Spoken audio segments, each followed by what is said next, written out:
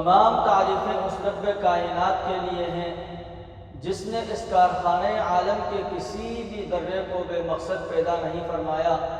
وہ ایسا زبردست ہے، کوئی شے اس سے علم اور ارادے سے چھپ نہیں سکتی، نہ کوئی اس سے بچ سکتا ہے۔ وہ کسی کا محتاج نہیں اور ساری کائنات اس کی محتاج ہے۔ ناظرین محترم، مقصد تخلیق کائنات کے نام سے آج سے میں آپ کو ایک نہایت دلچسپ، حیرت انگیز داستان سنانے والا ہوں۔ 40,000 سالوں کی ایک سچی داستان، زمین و آسمان کی داستان، زندگی کے شروعات کی داستان۔ انسان کہاں سے آیا، کیا کچھ ہو چکا ہے، کیا کچھ ہو رہا ہے اور مستقبل میں کیا کچھ ہونے والا ہے۔ آج سے میں ایک ایک کر کے آپ کے سامنے وہ تمام باتیں رکھنے والا ہوں جو ازل سے ابد تک کی ہیں، اور اس داستان کو میں ہر زاویے سے دیکھوں گا، مذہب کے زاویے سے، سائنس کے زاویے سے، ہر اس سچے علم کے زاویے سے جو ہمیں اس سچی کہانی کے سننے میں اور سمجھنے میں مدد دے گا۔ ان تمام باتوں کو سمجھنے کے لیے سب سے بڑا ماخذ ہمارے پاس ایک ایسی کتاب ہوگی جس کی سچائی میں کوئی شک نہیں، اور ایک ایسی ہستی جس نے کبھی جھوٹ نہیں بولا۔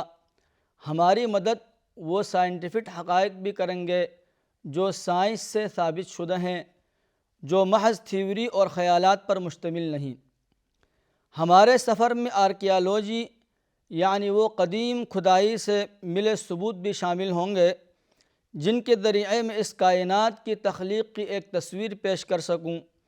ہم 5,500 سال پہلے گزرے لوگوں کی تختیاں بھی پڑھیں گے، 3,000 سال پہلے کے کتبے بھی پڑھیں گے، اور تب سے لے کر آج تک مختلف ممالک سے ملنے والی کتابیں، ان سب کا ہم مطالعہ کر کے سمجھنے کی کوشش کریں گے جو ہمیں ان تمام زمانوں کو سمجھنے میں مدد دیں گی۔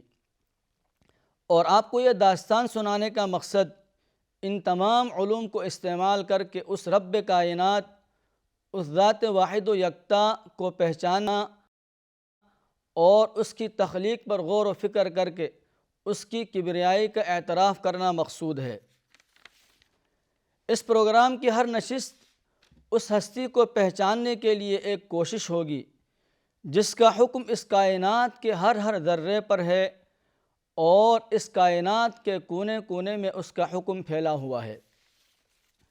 ناظرین محترم، آج سے آپ جو کچھ بھی سننے والے ہیں یہ ایک سچی کہانی ہے، اور یہ وسیع و عریض کائنات کی کہانی ہے، ایک حیرت انگیز ماضی، حال اور حیرت انگیز مستقبل کی کہانی ہے۔ یہ کہانی تب سے شروع ہوتی ہے جب کچھ بھی نہ تھا، اور اس کہانی کا اختتام وہاں ہوگا جب کچھ بھی نہ ہوگا۔ آسمان سے لے کر زمین تک جو کچھ بھی ان کے درمیان ہے، سورج، چاند، ستارے، سیارے، وقت اور وہ تمام تخلیقات جنہیں ہم اپنی محدود زبان میں دنیا کہتے ہیں یا پھر کائنات کہتے ہیں، آج سے ہمارا ایک سفر شروع ہونے والا ہے۔ اس کائنات کی کھوج کا سفر، اسے کس نے بنایا اور اس میں کیا کچھ چھپا ہوا ہے، اور ہماری اس چھوٹی سی زمین جسے ہم دنیا کہتے ہیں اس میں کیا کچھ ہو چکا ہے، کیا کچھ ہونے والا ہے۔ اور ہمارا یہ سفر آج سے پہلے 14 ارب سال تک پہنچے گا۔ لیکن سوال یہ پیدا ہوتا ہے کہ 14 ارب سال ہی کیوں؟ کیا کبھی آپ نے رات کو آسمان پر 7 ستاروں کا ایک جھرمٹ دیکھا؟ اسے دب اکبر کہتے ہیں، اور ان کے درمیان کا جو ستارہ ہے اس کے بالکل پاس میں ایک چھوٹا سا نقطہ ہے۔ یہ آج تک کی سب سے دور کی کہکشاں ہے، کروڑوں ستاروں کی ایک معمولی سے دبے میں مشتمل کہکشاں جو ہم سے اتنی دور ہے کہ اس کی روشنی جس سے تیز رفتار دنیا کی اور کائنات کی کوئی شے نہیں، ہم تک پہنچنے میں 14 ارب سال کا عرصہ لگاتی ہے۔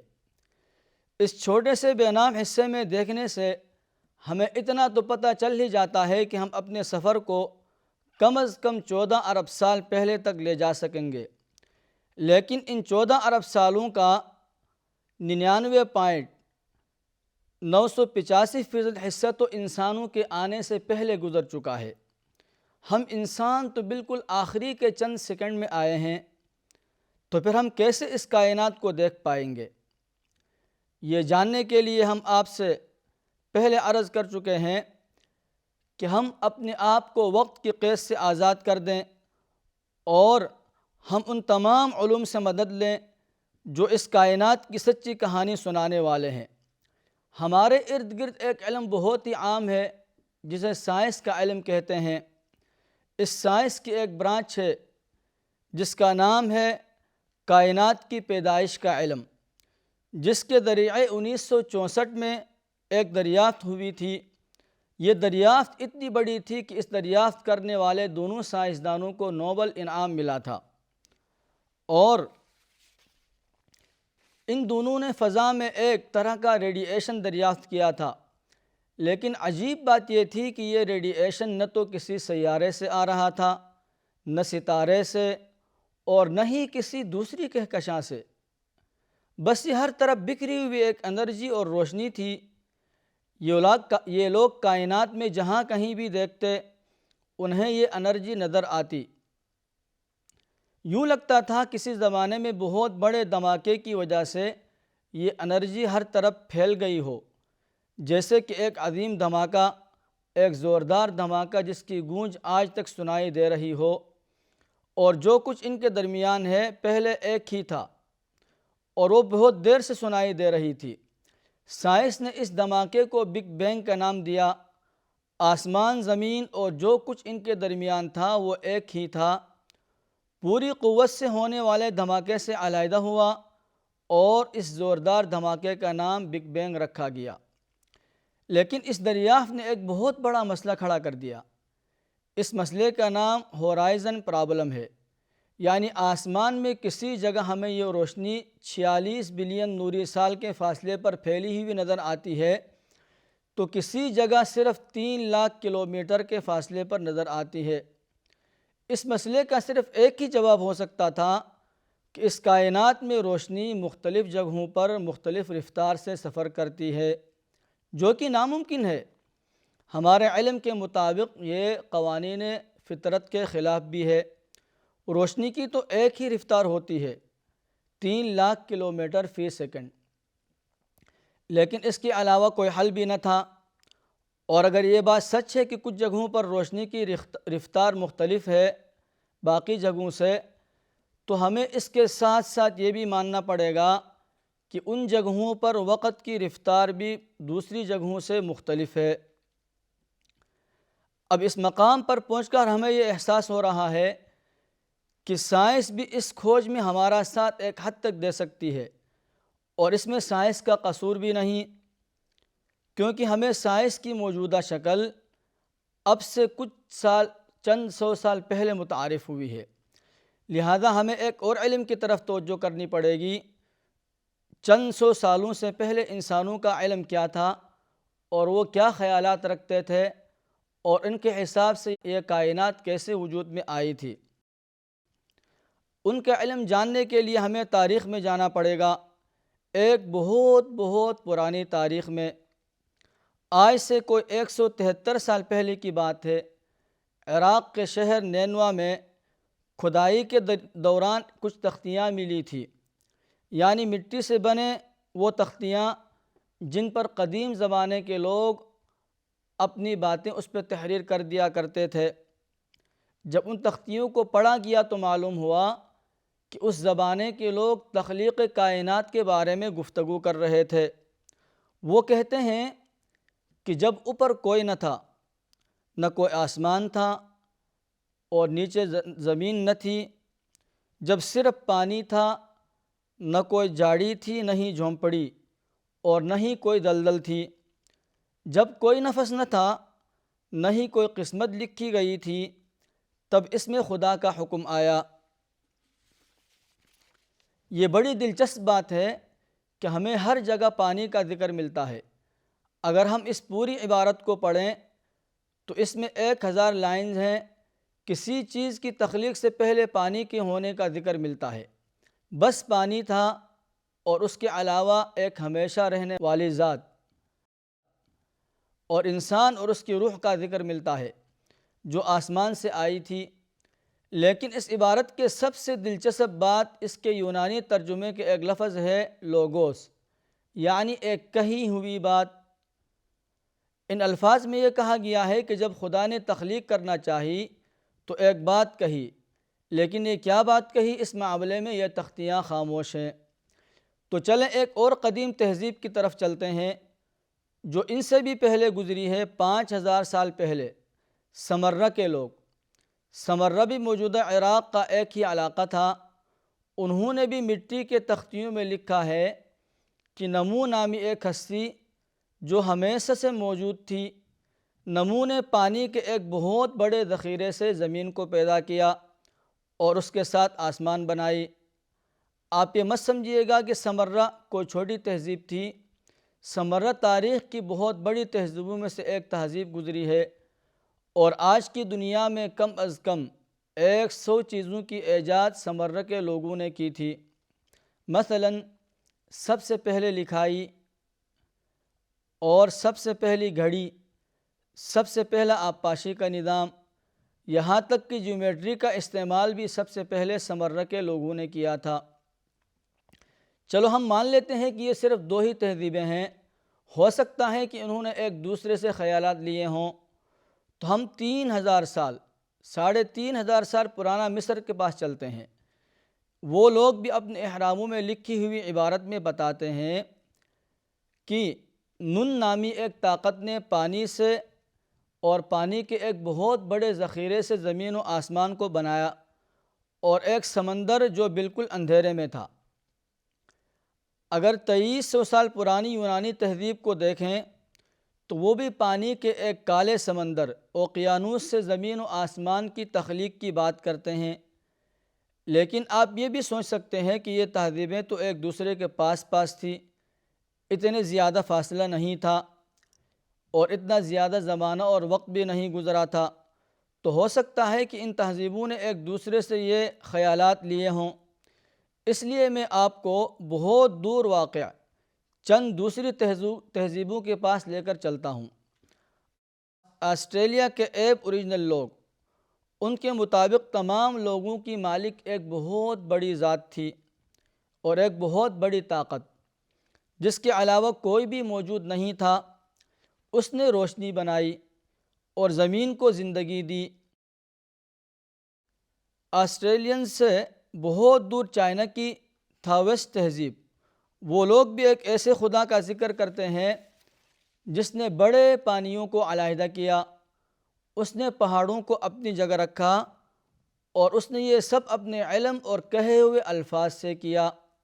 بڑی دلچسپ بات ہے کہ اس نے اپنے کہے ہوئے الفاظ سے۔ اب یہ کیا الفاظ تھے، اس کا ذکر ہمیں اس تہذیب میں نہیں ملتا۔ چائنا کے بعد کوریا کی تہذیب، وہاں بھی کسی زمانے میں زمین و آسمان کے ایک ہی ہونے کے خیالات ملتے ہیں۔ تو صرف 2 ہی بر اعظم بچتے ہیں، ایک افریقہ اور دوسرا امریکہ۔ تو چلے میں آپ کو ان کے کلچرز اور ان کے تہذیبیں بھی دکھاتا ہوں۔ پہلے ہم چلتے ہیں ویسٹ افریقہ کی مانڈے تہذیب اور سنٹرل افریقہ کی یوروبا تہذیب پہ۔ یہ دونوں تہذیبیں ایک بہت بڑی قوت کی موجودگی کا ذکر کرتی ہیں جو بالکل تنہ تنہا تھی، اور اس نے پانی سے تخلیق کیا۔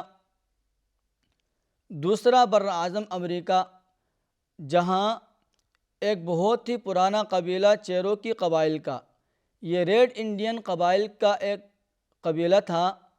ان کی تہذیب، وہ کہتے ہیں کہ سمندروں کے بیچوں بیچ جزائر میں رہتے ہیں، تقریباً باقی دنیا سے ان کا کوئی لینا دینا نہیں ہے۔ وہاں بھی یہ خیالات ملتے ہیں کہ زمین و آسمان پانی سے وجود میں آئے اور 7 دن تک سب کچھ بنتا رہا، اور آخر میں یورپ کا ملک فن لینڈ، جہاں وائنامائن کی داستان زندہ ہے کہ اس نے کیسے پانی سے تخلیق کی۔ اور آپ سمجھ رہے ہوں گے کہ میں آپ کو ہزاروں سالوں اور ہزاروں میل دور کی تہذیبوں کے بارے میں بتا رہا ہوں۔ ان تہذیبوں کا مطالعہ میرے لیے بڑا دلچسپ تھا، لیکن ان تہذیبوں کے مطالعے کے دوران ایک اور مسئلہ بھی آ رہا تھا کہ کچھ باتیں بڑی مضحکہ خیز تھیں اور بہت ہی عجیب و غریب قسم کے خیالات تھے، جیسے افریقن کلچرل میں زمین کی تخلیق کے بعد زمین کو سونے کی زنجیروں سے جکڑ کے رکھنا، اور پھر فن لینڈ میں کہ زمین کی تخلیق میں وائنا مائنن کی مدد کے لیے ایک کوا آ جاتا ہے۔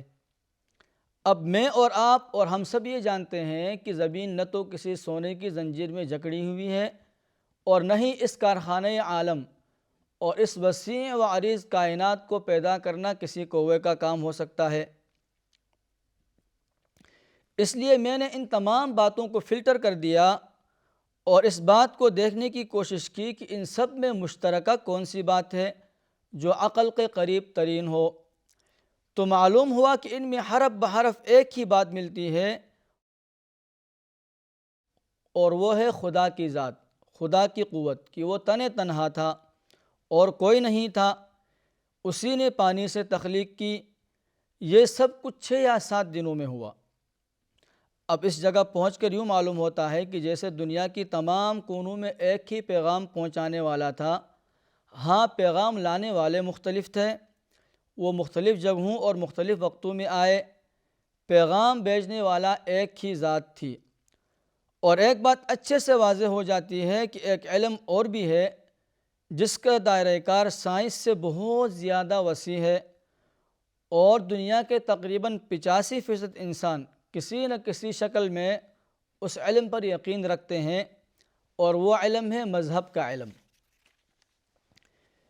لیکن یہاں پر ایک سوال پیدا ہوتا ہے کہ آخر کون سا مذہب؟ اس وقت تو دنیا میں 3000 مختلف مذاہب موجود ہیں، اور سبھی کے ماننے والے اپنے مذہب کو سچا مانتے ہیں۔ تو اب ہم کس مذہب کو مانیں اور کس مذہب کی کہی ہوئی بات کو ہم سچا مان کر اس کائنات کی تخلیق پر اس کے جو خیالات ہیں اور اس مذہب میں جو کچھ کہا گیا ہے ہم اس کو مانیں؟ تو اب یہاں پر ہماری یہ مجلس ختم ہو جاتی ہے۔ انشاءاللہ ہم اب اگلی مجلس میں اپنے حلقے میں ان تمام آسمانی مذاہب جو تقریباً 3000 مختلف مذاہب ہیں، ان میں سے جو بڑے بڑے مذاہب ہیں ان کو دیکھیں گے کہ ان کے کیا خیالات ہیں، اور اس تخلیق کائنات میں سب سے آخر میں اسلام اس کے بارے میں کیا کہتا ہے، تاکہ ہم اس کائنات کو بنانے والے رب کو پہچان سکیں اور اس رب کی ربوبیت کا ہم اعتراف کر سکیں۔ وآخر دعوانا الحمد للہ رب العالمین۔